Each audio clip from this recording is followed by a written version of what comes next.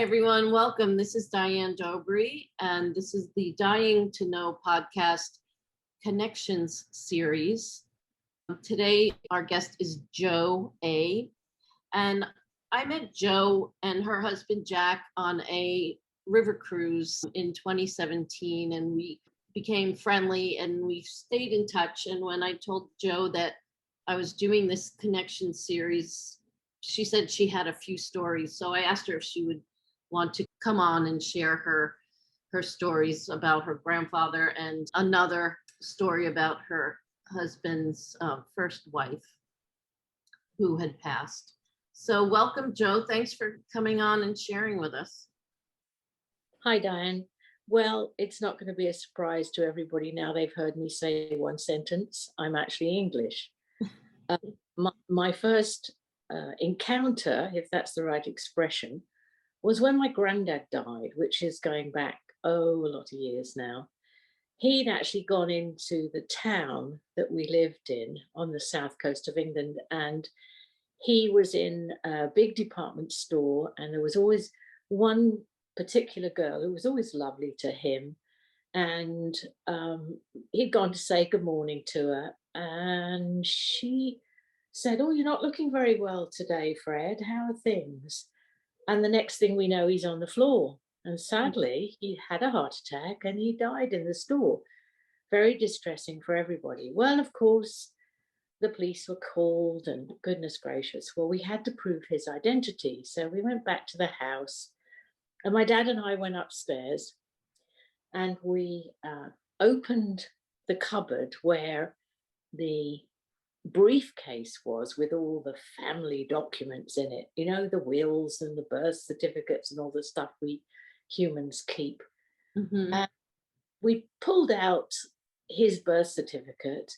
We laid all this stuff all over the bed, and there were two policemen there. One was, I think, a very young, probably, he looked about 14 to me, but I'm sure he was older than that. And said to me, "Oh my goodness, what a lovely tidy house. Did that old man live here on his own?" I said, "Yes, he did. And if we don't clear up this mess all over the bed, he'll be after us." Now, we were standing at the side of the bed, and the two policemen were standing at the end of the bed. And about 5 feet behind one of the policemen was a mantle over the gas fire. Mm-hmm. And there were a couple of ornaments on there. And one of the ornaments fell over. Oh, wow. And this policeman swung round and he said, "What was that? What was that?" And I said, "That's just Granddad. He's telling you you better tidy up after you." Well, we all laughed and we thought, it's okay, Pop, we're going to tidy up. And then a few days later, we're out in the garden and we're obviously having to clear the house. And it was about 4:30 in the afternoon, maybe 5 o'clock. Beautiful still day, no wind, sun shining. Nobody had their laundry on the line, which is a very common thing to do in England. Mm-hmm. So my dad said, "Okay, well, let's just get rid of the stuff that we can't donate. We'll have a little bonfire."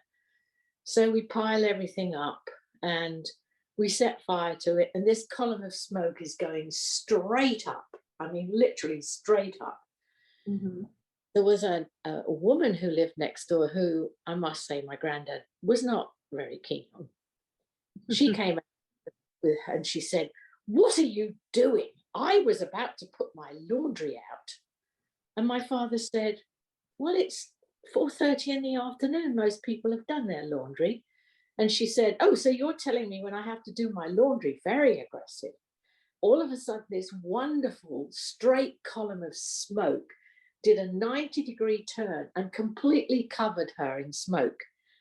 So my dad's brother, my uncle, looked over his shoulder and he said, "Well done, Pop."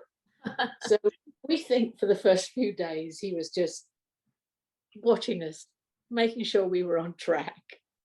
Never hurt us when he was alive, so we were never afraid. You wrote to me about that, and you said, as your uncle said, "Well done, Pop," the column of smoke went back to... Went straight up again. Absolutely. It was the most bizarre thing. It was almost like a kink in the smoke. It was really funny. but I'm sure there was some other intervention there. There had to have been. Mm-hmm. So you have another story for us too? Yes, this one's a little more traumatic for me anyway. I met Jack, my husband, back in 1989 when I joined Ross Dress for Less, which I'm sure everybody knows, at the corporate level, and Jack was the corporate architect. In 96, four of us started commuting together, and we got quite friendly, the four people in the carpool. And the rule was what happens in the carpool stays in the carpool. So on the way home, we used to decompress, whine about people at work, and we became, the four of us, quite close. And when we had company picnics and Christmas parties, we knew their other halves, and so I knew Kathy, his wife, quite well. 2001, she went into hospital for some minor plastic surgery, and boom, she had an aneurysm and died. Oh, no. 56 years old. So very, very traumatic for him. So we carpoolers, we were our back to back as the wolves were circling. We all started helping him and, trying to get his new normality on track. All very difficult. Well, the first Thanksgiving after Kathy had died in the June, my father was coming out to the States. Well, obviously, with the accent, Thanksgiving is not exactly big in my, you are giving thanks to leaving the Brits. I'm sure most people understand that. We do not celebrate Thanksgiving. But Jack, why don't you bring your dad to my house and I'll do a traditional American Thanksgiving and he can join in. Okay, I said that would be fun. Well, about maybe a week before Thanksgiving, Jack, being the arty, crafty type he is, said, "Hey, you want to come over to the house and make sure it's decorated properly for Thanksgiving?" Well, I didn't even know that you decorated your houses for Thanksgiving, but anyway, I went over and there were all tunneled flowers and wreaths around and flags, and I think he'd made an extra special effort for my dad, to be perfectly honest.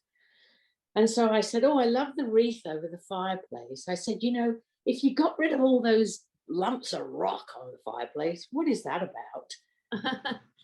He said, "Oh, well, they were Kathy's." He said, "Everywhere we used to go, she used to collect a rock or a pebble or something." And I thought, oh no, I put my foot in it. Well, I'm standing one side of the room and he's standing by the fireplace. In between us is a coffee table with a marble chess set on it. Anyway, we're standing there and two of these chess pieces fell over. Oh we my both, God. I know, we both stared at each other with our mouths open. And I said, "Oh, what was that?" Of course, I should say we live in San Francisco, so could have been a minor tremor, but whatever it was, it freaked me out. And I said, I think I'm going to go home. I think I'll go home. So I said, I'll see you tomorrow morning in the carpool. So I go out the door, get in my car, drive back to my apartment, go up my steps onto my deck, and I have one of the lights that comes on, motion detector lights. Right. It came. I walked across the deck and it went zzz, and the light went off. And I thought, oh, that's all.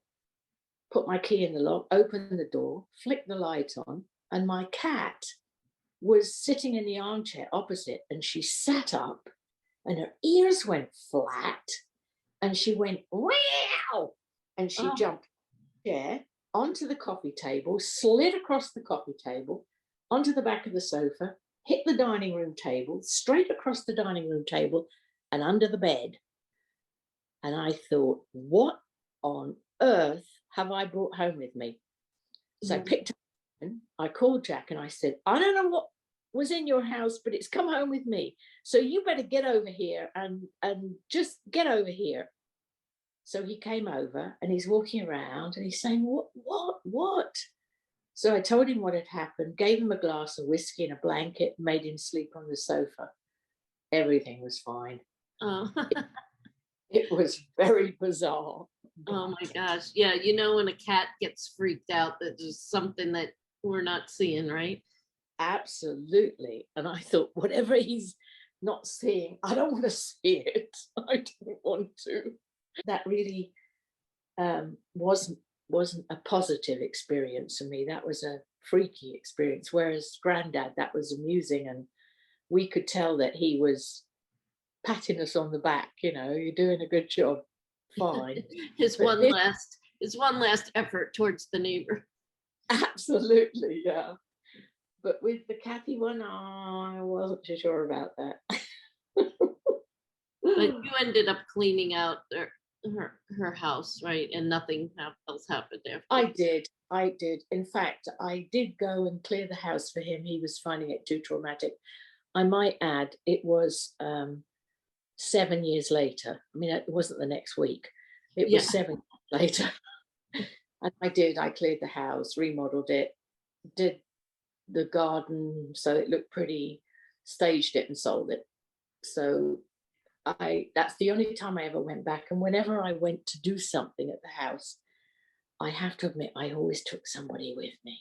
I don't blame. I never felt comfortable in there. I really didn't. So, but then, I really should have thought the same as I did with my granddad. They didn't hurt you when they were alive. So, why would there be any problems when they're not alive? But I'm a great believer in we've been here before. It was kind of like she was just saying, I heard that. You got it. Hello, I'm listening here. I'm not gone. I may be dead, but I'm not gone. And I'm going to follow you home. That's what she did. So, any other stories you have? Because you live in an old house there. It's interesting because we do live in a 700-year-old cottage. When American friends come to stay with us, they keep saying to me, "It's how old, Joe?" Which is kind of funny because getting your head around 700 years. We have a very interesting property. We had some vernacular architects on an international conference at Cambridge University come round the house because it's so interesting, and they told us all sorts of things. We have what to me looked like chicken scratchings in a stone above the fireplace, and they tell me it's an apopatreic mark, and that is a mark that is put there, or was put there in medieval times to keep out witches and spirits and bad spirits. So over all the openings, in other words, the doors, the chimneys, and some of the windows, we have marks. So we have taper marks, and we have these apopatreic marks. And then behind that stone, that with the apopatreic mark on it, is a mummified cat. Oh. That again is for good luck and to keep the witches and spirits out. And we have leather shoes thrown up in the attic. I don't know what that's about, but we've never taken them away. But we hadn't even noticed the marks until these vernacular architects came around, and absolutely fascinating.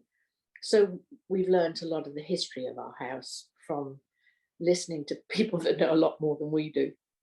So do those marks, have they protected you? You've been pretty comfortable there? No weird things?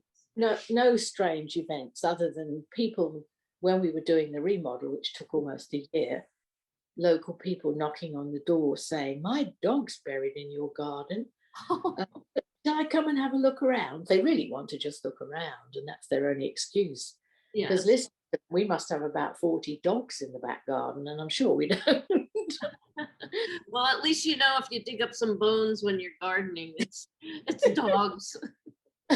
Well, actually, you say that when we dug the foundations for an extension we put on the back, we had to have a Cambridge archaeologist on site so that if any, what did they call it, something like artifacts and items of significant historical interest were dug up, he would be able to have a look at them. But the only thing we had were a few old sauce bottles and a, a couple of horseshoes and some old clay pipes. That was interesting, but nothing of any significance, which is a relief. Otherwise, they'd have stopped the build. So, the village itself started in 1145. Very old church, and then ours is one of the older properties, quite iconic and great fun to live in because people think it's a museum. And the black and white, but as you've seen pictures of it, Diane, but people press their noses to the window and peer in, so we have to have the windows cleaned frequently because we have all these nose marks on our windows. How much fun is that? I know. It's funny if you're sitting at the dining room table having dinner, I just look at them and I wave, hello. Oh dear. Well, thank you for telling your stories, and I appreciate you sharing. And anytime you have any other stories that you might want to share, you can give me a message or a call somehow and let me know, and Well, I certainly will. This has been fun. But I'm not sure I want to have any stories in this house, if you don't mind. No, I don't blame you.